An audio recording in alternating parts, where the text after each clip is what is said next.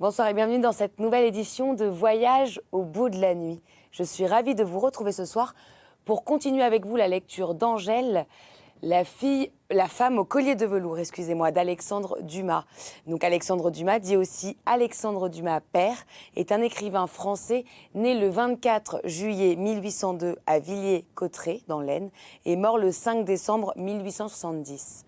Il est le fils de Thomas Alexandre David de la Paillasserie, dit le général Dumas, et le père de l'écrivain Alexandre Dumas fils, 1824-1895, qui est auteur en particulier de La Dame aux camélias.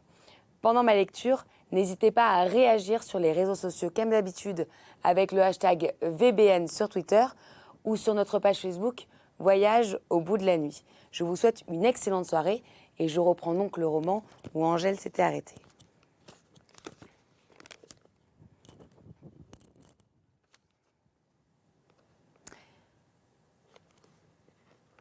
Le vieillard reprit haleine et ajouta d'un ton plus doux. Je sais bien qu'il y a Viotti, un de mes élèves, un enfant plein de bonnes dispositions mais impatient, mais dévergondé, mais sans règle. Quant à Gianowicki, c'est un fat et ignorant. Et la première chose que j'ai dite à ma vieille Lisbeth, c'était si elle entendait jamais ce nom-là prononcé à ma porte,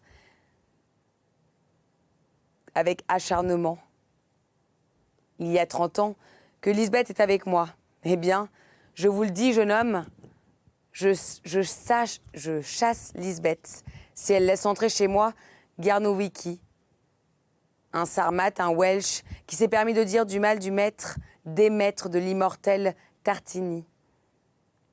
Oh, à celui qui m'apportera la tête de Gianowicki, je promets des leçons et des conseils tant qu'il en voudra. Quant à toi, mon garçon, continua le vieillard en revenant à Hoffmann, quant à toi, tu n'es pas fort. C'est vrai. Mais Rod et Kreutzer, mes élèves, n'étaient pas plus forts que toi.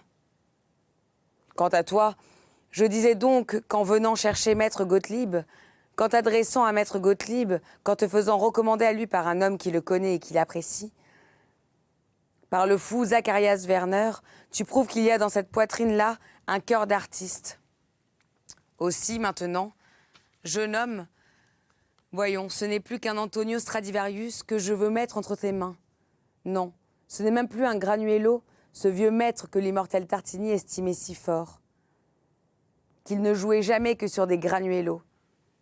Non, c'est sur un Antonio Amati, c'est sur l'aïeul, c'est sur l'ancêtre, c'est sur la tige première de tous les violons qui ont été faits.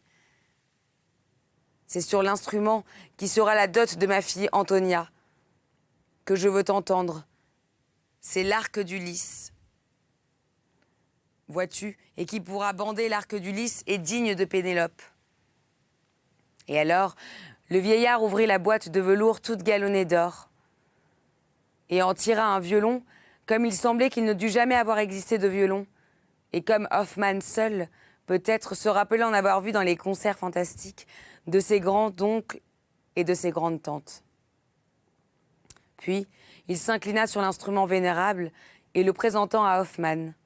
« Prends, dit-il, et tâche de ne pas être trop indigne de lui. » Hoffmann s'inclina, prit l'instrument avec respect et commença une vieille étude de Sébastien Bach. « Bach, Bach, murmura Gottlieb. Passe encore pour l'orgue, mais il n'entendait rien au violon.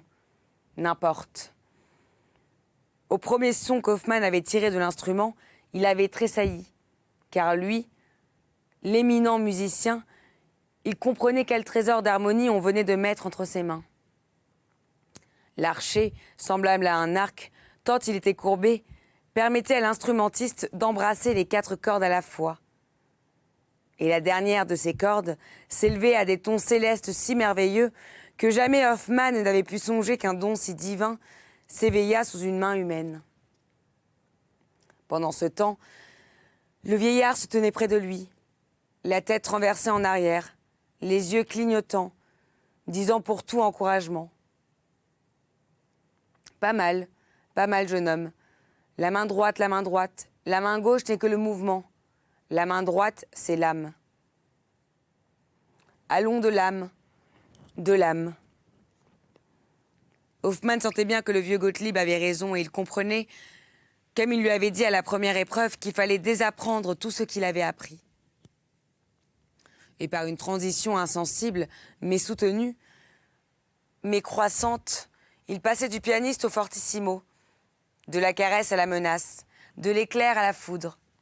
Et il se perdait dans un torrent d'harmonie qu'il soulevait comme un nuage, et qu'il laissait retomber en cascades murmurantes, en perles liquides, en poussière humide. Et il était sous l'influence d'une situation nouvelle, d'un état touchant à l'extase, quand tout à coup, sa main gauche s'affaissa sur les cordes. L'archet mourut dans sa main. Le violon glissa de sa poitrine, ses yeux devinrent fixes et ardents. La porte venait de s'ouvrir et dans la glace devant laquelle il jouait, Hoffmann avait vu apparaître, pareil à une ombre évoquée par une harmonie céleste, la belle Antonia.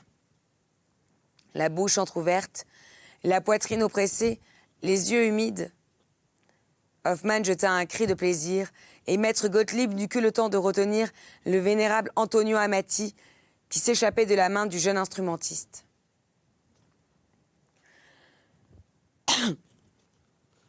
Chapitre 5. Antonia. Antonia avait paru 1000 fois plus belle encore à Hoffmann au moment où il lui avait vu ouvrir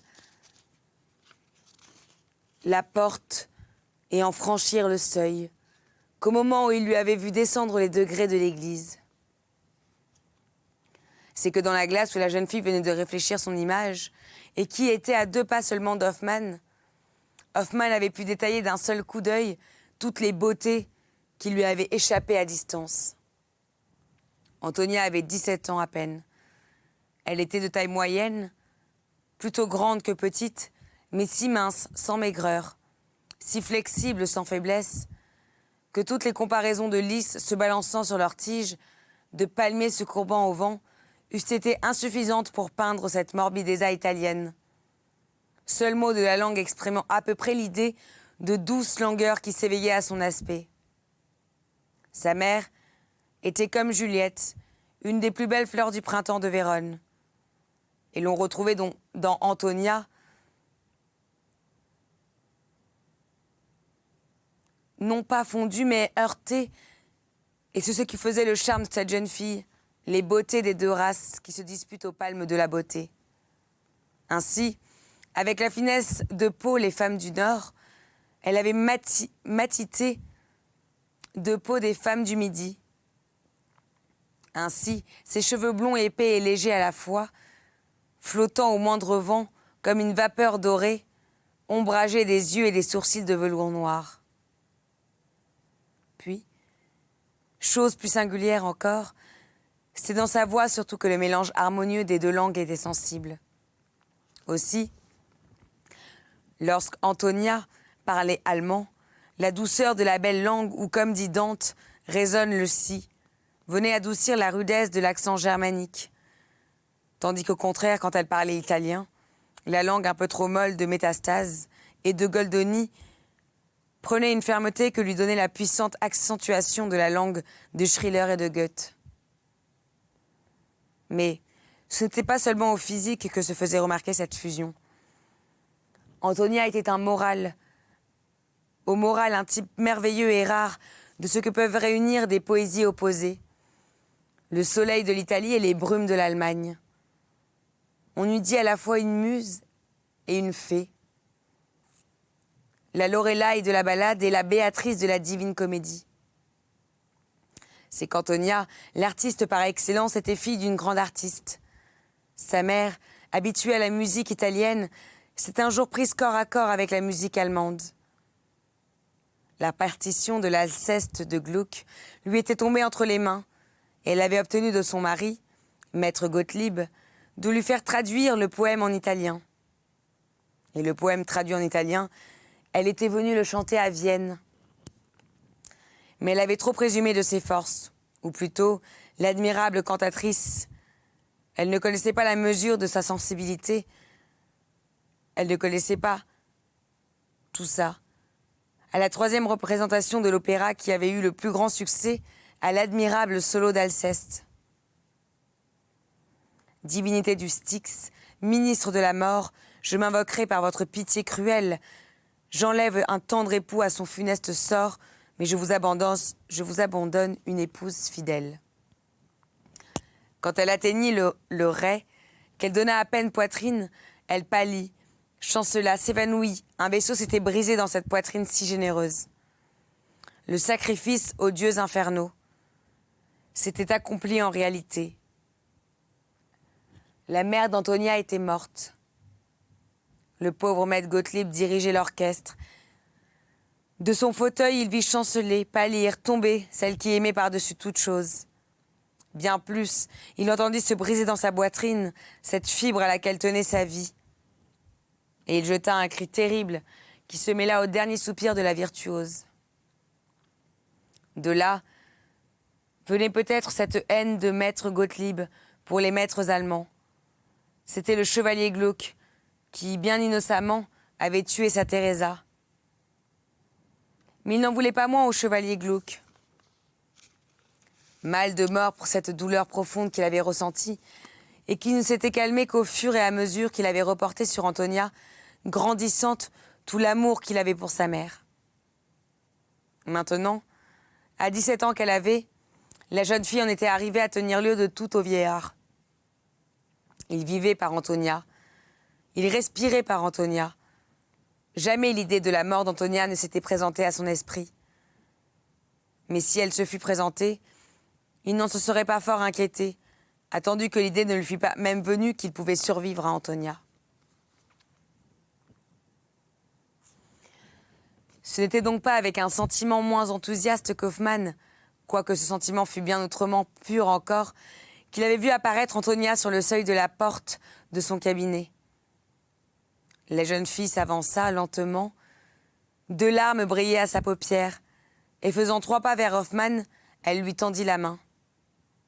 Puis, avec un instant de chaste familiarité, et comme si elle eût connu le jeune homme depuis 10 ans. « Bonjour, frère, dit-elle. » Maître Gottlieb, du moment où sa fille avait paru, était resté muet et immobile. Son âme, comme toujours, avait quitté son corps, et voltigeant autour d'elle, chantant aux oreilles d'Antonia toutes les mélodies d'amour et de bonheur que chante l'âme d'un père à la vue de sa fille bien-aimée. Il avait donc posé son cher Antonio, amati sur la table, et joignant les 2 mains comme il eût fait devant la Vierge, il regardait venir son enfant. Quant à Hoffmann, il ne savait s'il veillait ou dormait, s'il était sur terre ou au ciel, si c'était une femme qui venait à lui ou un ange qui lui apparaissait. Aussi fit-elle presque un pas en arrière lorsqu'il vit Antonia s'approcher de lui et lui tendre la main en l'appelant son frère.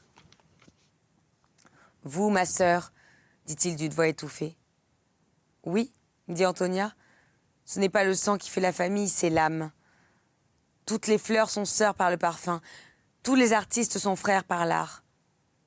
Je ne vous ai jamais vu, c'est vrai, mais je vous connais.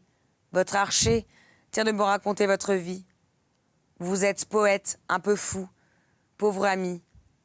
Hélas, c'est cette étincelle ardente que Dieu enferme dans notre tête ou dans notre poitrine, qui nous brûle le cerveau ou qui nous consume le cœur. » Puis, se tournant vers maître Gottlieb, « Bonjour, père, dit-il. Pourquoi n'avez-vous pas encore embrassé votre Antonia ? Ah, voilà, je comprends. Cimarosa, Pergolèse, Porpora, qu'est-ce qu'Antonia auprès de ce grand génie ? Une pauvre enfant qui vous aime, mais que vous oubliez pour eux. » « Moi, t'oublier ?» s'écria Gottlieb. Le vieux mur oublia Antonia, le père oublia sa fille. Pourquoi ? Pour quelques méchantes notes de musique, pour un assemblage de rondes et de croches, de noires et de blanches, de dièses et de bémols. Ah bien oui, regarde comme je t'oublie. Et tournant sur sa jambe torse avec une agilité étonnante, de son autre jambe et de ses 2 mains, le vieillard fit voler les parties d'orchestration du matrimonio, toutes prêtes à être distribuées aux musiciens de l'orchestre. Mon père, dit Antonia. Du feu, cria maître Gottlieb, du feu que je brûle tout cela. Du feu que je brûle Pergolèse, Parciello, du feu que je brûle mes Stradivarius, mes Gramulo, du feu que je brûle aussi mon Antonio Amati. Ma fille, mon Antonia, n'a-t-elle pas dit que j'aimais mieux des cordes, du bois et du papier que ma chair et mon sang? Du feu, du feu, du feu. Et le vieillard s'agitait comme un fou et sautait sur sa jambe comme le diable boiteux, faisant aller ses bras comme un moulin à vent. Antonia regardait cette folie du vieillard avec ce doux sourire d'orgueil filial satisfait. Elle savait bien, elle, qui n'avait jamais fait de coquetterie qu'avec son père. Elle savait bien qu'elle était toute puissante sur le vieillard, au milieu de ses évolutions. Et l'attirant à elle, déposa-t-elle un simple baiser sur son front? Le vieillard jeta un cri de joie, prit sa fille dans ses bras, l'enleva comme il le fait d'un oiseau et alla s'abattre après avoir tourné 3 ou 4 fois sur lui-même un grand canapé où il commença de la bercer comme une mère fait son enfant. D'abord, Hoffmann avait regardé maître Gottlieb avec effroi. En lui voyant jeter les partitions en l'air, en lui voyant enlever sa fille entre ses bras, il l'avait d'Antonia. Il avait cru, fou furieux, enragé. Mais un sourire paisible d'Antonia, il s'était promptement rassuré et ramassant respectueusement les partitions éparses, il les replaçait sur les tables et sur les pupitres, tout en regardant du coin de l'œil ce groupe étrange où le vieillard lui-même avait sa poésie. Tout à coup, quelque chose de doux, de suave, d'aérien passa dans l'air. C'était une vapeur.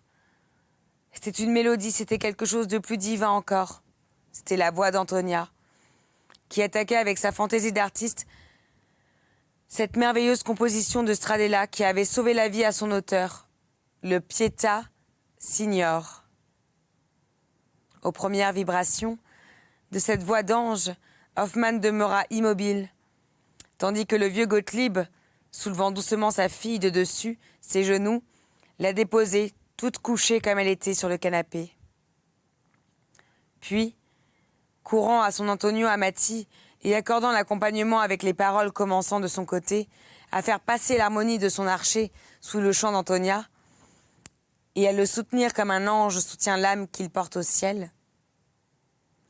La voix d'Antonia était une voix de soprano, possédant toute l'étendue que la prodigalité divine peut donner, non pas à une voix de femme, mais à une voix d'ange.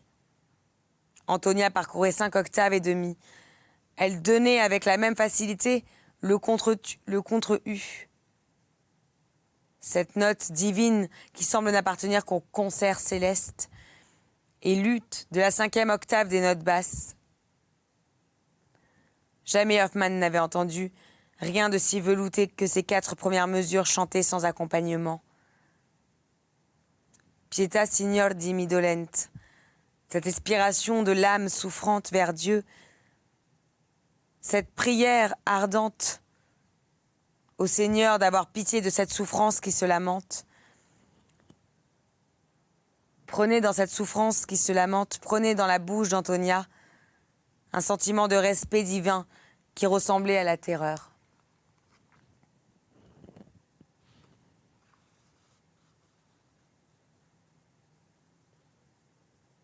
De son côté, l'accompagnement qui avait reçu la phrase flottant entre le ciel et la terre, qu'il l'avait, pour ainsi dire, prise entre ses bras après le « la » expiré, et qui, piano répétait comme un écho de la plainte. L'accompagnement était un tout digne de la voix lamentable et douloureux comme elle. Il disait, lui, non pas en italien, non pas en allemand, non pas en français, mais dans cette langue universelle qu'on appelle la musique.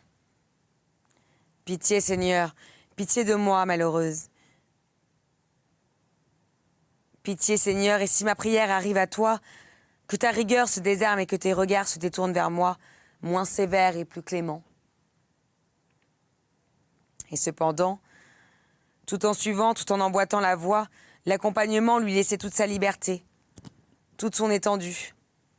C'était une caresse, et non pas une étreinte, un soutien, et non une gêne.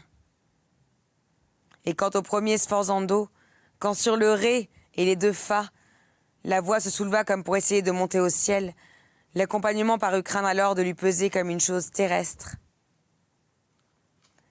Et l'abandonna presque aux ailes de la foi, pour ne la soutenir qu'au mi bécard, c'est-à-dire au diminuendo, c'est-à-dire quand, lassée de l'effort, la voix retomba comme affaisée sur elle-même. Et pareil à la Madonna de Casanova, à genoux, assise sur ses genoux, et chez laquelle tout plie à mes corps. Affaissée sous ce doute terrible que la miséricorde du Créateur soit assez grande pour oublier la faute de la créature. Puis, quand d'une voix tremblante, elle continua quand il n'arrive jamais que je sois damné et précipité dans le feu éternel de ta rigueur, ô grand Dieu. Alors, l'accompagnement se hasarda à mêler sa voix à la fois frémissante, qui, entrevoyant les flammes éternelles, priait le Seigneur de l'en éloigner. Alors, l'accompagnement pria de son côté, supplia, gémit, monta avec elle jusqu'au fa, descendit avec elle jusqu'à l'ut, l'accompagnement dans sa faiblesse, le soutenant dans sa terreur. Puis, tandis qu'elle le tente et sans force, la voix mourait dans les profondeurs de la poitrine d'Antonia.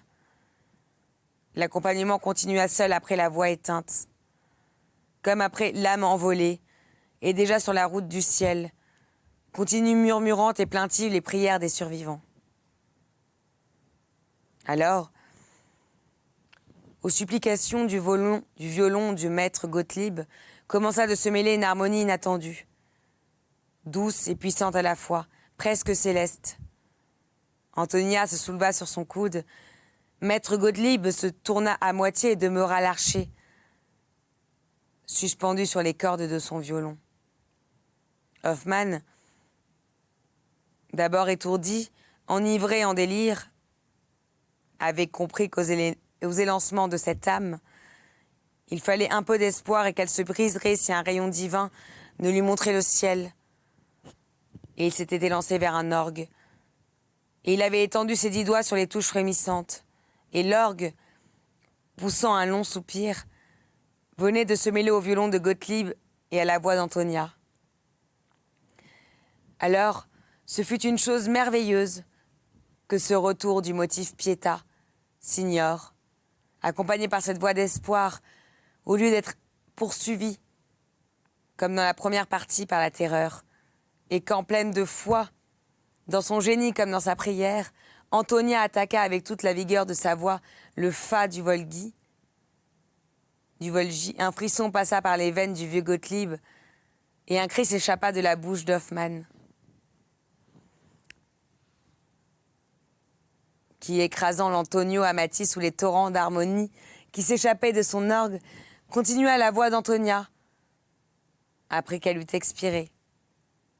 Et sur les ailes, non plus d'un ange mais d'un ouragan, sembla porter le dernier soupir de cette âme aux pieds du Seigneur tout-puissant et tout miséricordieux. Puis, il se fit un moment de silence. Tous trois se regardèrent et leurs mains se joignirent dans une étreinte éternelle, fraternelle, comme leurs âmes s'étaient jointes dans une commune harmonie. Et à partir de ce moment, ce fut non seulement Antonia qui appela Hoffmann son frère, mais le vieux Gottlieb mûr qui appela Hoffmann son fils. Chapitre 6. Le serment. Peut-être le lecteur se demanda-t-il, ou plutôt nous demandera-t-il comment, la mère d'Antonia étant morte, en chantant, Maître Gottlieb mûr permettait que sa fille, c'est-à-dire que cette âme de son âme, courût le risque d'un danger pareil à celui auquel avait succombé la mère. Et d'abord, quand il avait entendu Antonia essayer son premier chant, le pauvre père avait tremblé, comme la feuille près de laquelle chante un oiseau. Mais c'était un véritable oiseau qu'Antonia, et le vieux musicien s'aperçut bientôt que le chant était sa langue maternelle.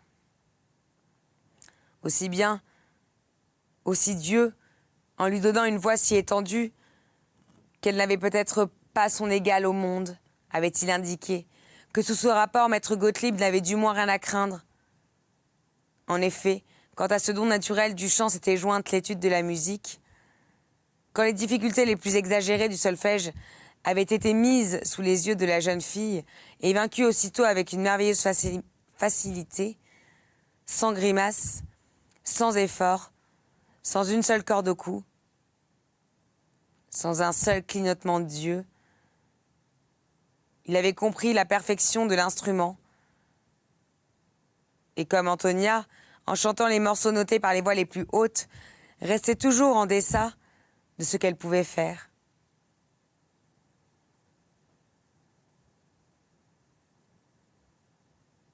Il s'était convaincu qu'il n'y avait aucun danger à laisser aller le doux rossignol au pochant de sa mélodieuse vocation. Seulement, maître Gottlieb avait oublié que la corde de la musique n'est pas la seule qui résonne dans le cœur des jeunes filles, et qu'il y a une autre corde bien autrement frêle, bien autrement vibrante, bien autrement mortelle, celle de l'amour.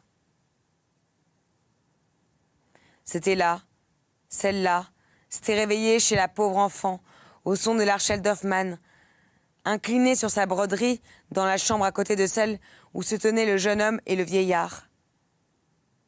Elle avait relevé la tête au premier frémissement qui avait passé dans l'air. Elle avait écouté, puis peu à peu, dans une sensation étrange, avait pénétré dans son âme, avait couru en frisson inconnu dans ses veines. Elle s'était alors soulevée, lentement, s'appuyant une main à sa chaise, tandis que l'autre laissait échapper la broderie de ses doigts entr'ouverts. Elle était restée un instant immobile. Puis, lentement, elle s'était avancée vers la porte, et comme nous l'avons dit, ombre évoquée de la vie naturelle, elle était apparue, poétique vision, à la porte du cabinet de maître Gottlieb Mur. Nous avons vu comment la musique avait fondu à son ardent creuset, ces trois âmes en une seule, et comment, à la fin du concert, Hoffmann était devenu commensal de la maison. C'était l'heure où le vieux Gottlieb avait l'habitude de se mettre à table. Il invita Hoffmann à dîner avec lui, invitation qu'Hoffmann accepta avec la même cordialité qu'elle était faite. Alors, pour quelques instants, la belle et poétique Vierge des Cantiques se transforma en une bonne ménagère. Antonia versa le thé comme Clarisse Harlowe, fit des tartines de beurre comme Charlotte, et finit par se mettre elle-même à table et par manger comme une simple mortelle. Les Allemands n'entendent pas la poésie comme nous. Dans nos données de monde maniéré, la femme qui mange et qui boit se dépoétise. Si une jeune femme est jolie, si une jeune et jolie femme se met à table, c'est pour présider le repas. Si elle a un verre devant elle, c'est pour y fourrer ses gants. Si toutefois elle ne conserve pas ses gants, s'il a une assiette, c'est pour y égrener à la fin du repas une grappe de raisin, dont l'immatérielle créature consent parfois à sucer les grains les plus dorés, comme fait une abeille d'une fleur. On comprend, d'après la façon dont Hoffmann avait été reçu chez maître Gottlieb, qu'il y revint le lendemain, le surlendemain et les jours suivants. Quant à maître Gottlieb, cette fréquence des visites d'Hoffmann ne paraissait aucunement d'inquiéter. Antonia était trop pure, trop chaste, trop confiante dans son père, pour que le soupçon vînt au vieillard que sa fille pût commettre une faute. Sa fille, c'était Sainte Cécile, c'était la Vierge Marie, c'était un ange des cieux. L'essence divine l'emportait tellement en elle sur la manière terrestre que le vieillard n'avait jamais jugé, à propos de lui, qu'il y avait plus que danger dans le contact des deux corps que dans l'union des deux âmes. C'est ainsi que se termine ma lecture pour ce soir de La femme au collier de velours d'Alexandre Dumas. J'espère que vous avez apprécié ma lecture Et je vous retrouve tout de suite dans une prochaine émission pour la suite du roman. À bientôt sur D8.